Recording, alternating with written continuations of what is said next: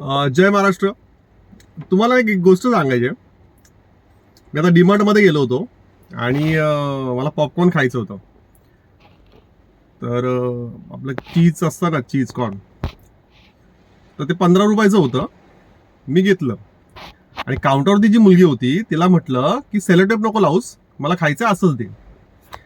आता त्या मुलीनी मला हे पॉपकॉर्न दिलेत. हा, हे बघा. म्हणजे अर्ध पॅकेट दिलंय. म्हणजे हे बघा,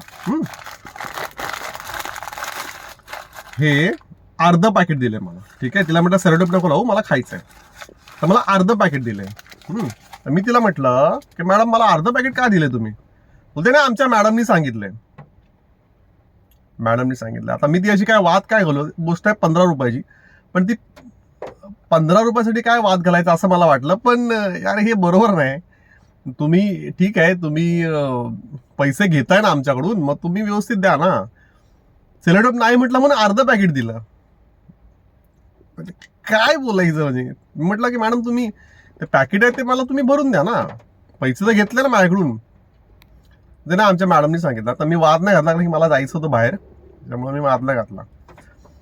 आणि डीमार्ट कोणतं आहे माहिती आहे का? हे पलास्ट पाटाचे जे डीमार्ट आहे ना, हे ते वाला डीमार्ट आहे. तुम्ही कधी गेलात ना पॉपकॉर्न घ्यायला, त्यांना मला सेलोटेपला का लावू, असंच द्या.